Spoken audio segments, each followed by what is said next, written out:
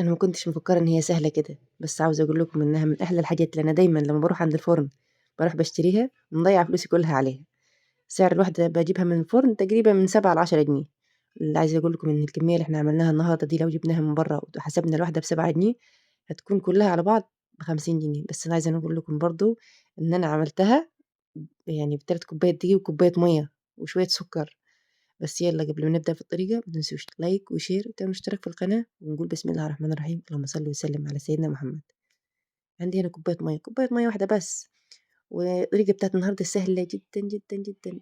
معلقة ملح صغيرة ومعلقة سكر كبيرة، وتدوبيهم لي يا ستي الكل في كوباية المَيّة اللي إحنا حاطينها دلوقتي. هنجيب على جنب هنا عندنا تكون كوباية مَيّة فيها نُصّها كده مليان. ليه؟ لإن على حسب كل دقيق من التاني، في دقيق بيمتص السوائل بسرعة، في دقيق لأ، في دقيق بيحب سوايل كتير، هنخلّيها احتياطي. تمام. أنا الدقيق هنا حَب شوية مَيّة تاني، فاديته شوية مَيّة تاني. أهم حاجة تعجنيها عجينة اللي هي بتاعة الفطير العادي، الفطير المشلتت العادي بتاعتنا. أهم حاجة تاخدي فيها تقريبًا عجن قد إيه، يعني من 7 دقايق ل10 دقايق. بعد كده أنا باحب دايمًا آخد العجين كده على الرخامة واشتغل فيه كده، بيدّي له عرق، بيخلّي العجينة ناعمة، بيخلّيها حلوة جدًا في إيدِك في الشغل. زي ما قُلنا قبل كده كتير وبرضه هاقول كتير برضه في فيديوهات المعجنات، عايزة العجينة تطلع عايزة الوصفة تنجح معاكِ، اعجني صح. ادّيها في العجين، خدّميها في العجن، تطلع معاكِ مضبوطة مِيَّة، مِيَّة، توصل معانا للقوام ده. حلوة، مش بتلزّق في الإيد زي ما شايفين، وفي نفس الوقت طرية. هنسيبها ترتاح نُص ساعة. اعملي المواعين يا ستي في الوقت ده. أنا لو تاخدوا بالكم هنا في إضاءة عالية، يعني أنا كنت في العصر، فبنتي تعبت اضطريت إن أنا أنزل بيها بسرعة للدكتور. بصراحة يعني ربنا يشفيها ويعافيها إن شاء الله. فسِبتها يعني لحد إمتى، بعد المغرب جيت، يعني بعد المغرب جيت زي ما شايفين كده الدنيا ضلمت وشغّلنا اللمبة بتاعتنا والإضاءة وشوية دقيق. كانت بنتي نامت شوية وهاجيب كده العجينة بتاعتنا كلّها. يعني بُصّي وصفة النهارده دي سهلة بجميع المقاييس بصراحة، مش هتتعبِك خالص ولا تقطّعي ولا تعملي لأ. لأ سهلة، سهلة، سهلة يعني. هتجيبي العجينة كلّها اللي إحنا عملناها مع بعض، بعد كده هتحطّي شوية الدقيق من فوق ومن تحت وافرديها يا ستي الكل بالنشابة.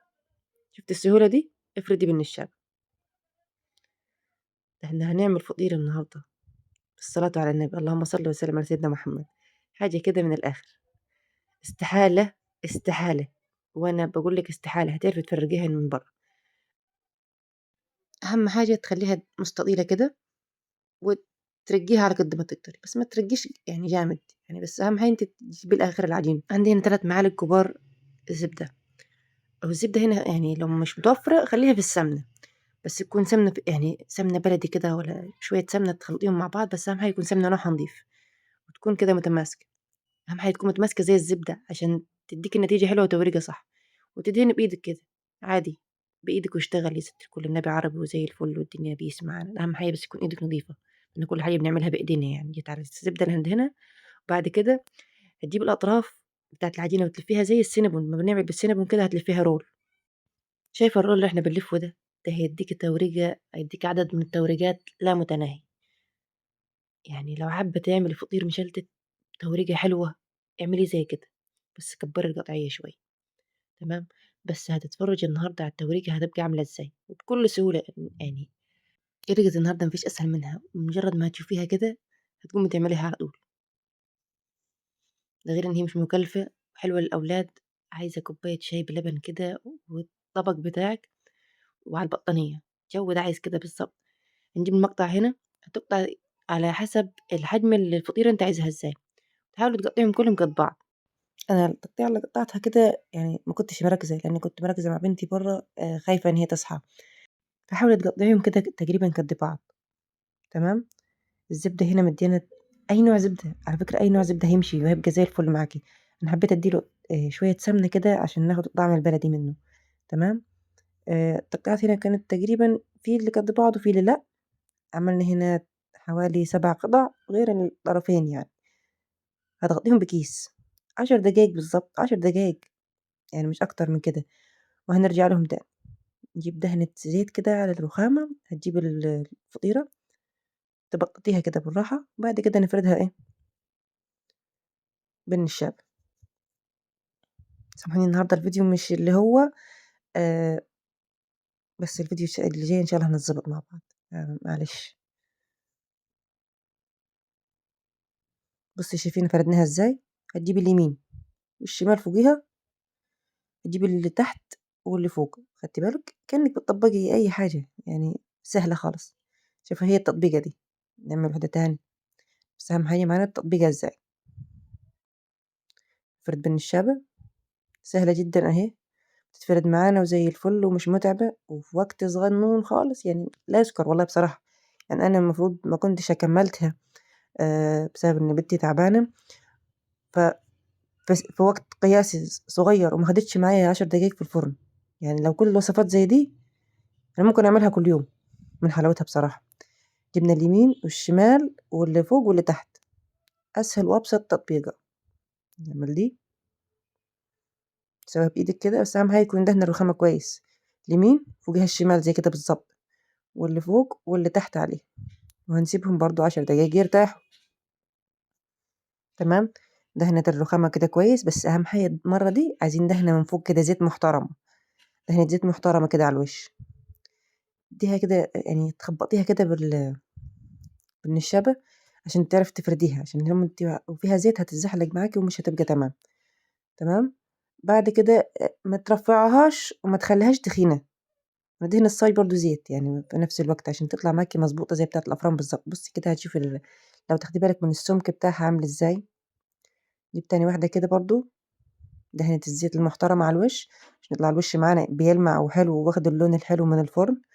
انا سويتها في فرن البوتاجاز، اهم حاجة تسخني فرن البوتاجاز كويس. لو انت فرن البوتاجاز متأكدة ان هو عالي معاكي ما تشغلهاش شواية. لو انت حاسة ان هي فرن البوتاجاز مش تمام معاكي وهتشغل الشواية، خليها تاخد اللون الذهبي من تحت وشغل عليها الشواية من فوق. بصراحة قمة في السرعة وقمة في الحلاوة. بص كده، فردها كده كويس، مخليهاش تخينة وما نخليهاش رفيعة. هي في الفرن بيسموها بغاشة، بس يعني هي أحلى من البغاشة بصراحة. أنا بحب دايما أفضل الحلويات دي كده. لو حابين سلسلة من حلويات الأفران والحاجات بتاعة الأفران قولوا لي وأنا هنعملها لكم. يعني حابين نعمل الدنش مع بعض، حابين نعمل البوريك بتاع الأفران اللي هو الكيلو بتاعه بالشيء الفلاني، حابين نعمل الكيك بتاع الأفران، أي حاجة بتاعة الأفران حابين تعملوها اكتبوا لي في التعليقات وأنا هنعملكم فيديو عسل ليها. طريقة بسيطة، بس دي واخدة لون من تحت بس مش مهم، هو يعني لون بسيط مش لدرجة إن هو اتحرق يعني. تمام. شايفين عاملة ازاي منفوخة ما شاء الله عليها، بالصلاة على النبي الله أكبر، يعني روعة. بصوا النونو الصغنونة دي اللي كانت هي الطرف واتنفخت معانا برضو بقت زي الفل. الشربات هنا يعني أنا عملت هنا نص كوباية، يعني كوباية إلا ربع سكر عليها كوباية مية يعني، أو نص كوباية سكر عليها كوباية مية، بس يعني عايزين شربات خفيف مش عايزينه تقيل. في ناس ممكن نقول لي هو ايه الشربات اللي هو الشيرة، تقريبا اسمه شيرة، مش متأكدة بالظبط. وننزل عليها كده بالشربات، هنعمل نصهم بالشربات ونصهم هنسيبهم على كده في الأفران على كده في بالشربات وفي على كده، ورشين عليهم صوص الشوكولاتة دي مكعبين شوكولاتة كده، مكعبين بالعدد شوكولاتة عندي في الفريزر، عليهم معلقة صغيرة زيت وفي حمام مائي ويسخنوا معي. تمام. أبسط من كده لحد دلوقتي مفيش. يعني لو عندك صوصات حطي، ما عندكيش والله هي زي كده على كده زي العسل بصراحة، يعني طعمها فوق الروعة. شايفين السادة ده؟ هنقول لكم هنعمل ايه دلوقتي، بس استنى. حطينا هنا برضو ايه، شوكولاتة بيضة، بس للأمانة دي مش شوكولاتة بيضة يا جماعة، ده أنا صوص عملته على كده على جنب اداني تقريبا نفس طعم الشوكولاتة البيضة أو صوص الشوكولاتة البيضة. عملنا ازاي؟ معلقتين لبن بودر ومعلقتين سكر بودر معلقة كبيرة زيت. تمام، هو كله معلقة كبيرة زيت، دوبتهم كويس مع بعض، حسيت يعني خليتها شوية كده طري مع الزيت. بعد كده زودت عليه معلقتين لبن وخلطتهم كويس بالمعلقة، والله بالمعلقة كده، واداني العرق اللي انتوا شايفينه ده. صوص رهيب واخد طعم الشوكولاتة البيضاء، روعة.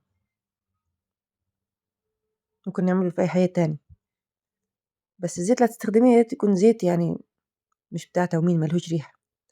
بصي كده شوية السكر البودر دي على الفطير على الوش، حوار حوار يعني. في الفرن زي ما قلنا في بتلقيه كده اللي هو بالشوكولاتات والصوص الشوكولاتة، وفي اللي بيكون سادة من غير شربات كده وبيكون بالسكر البودر.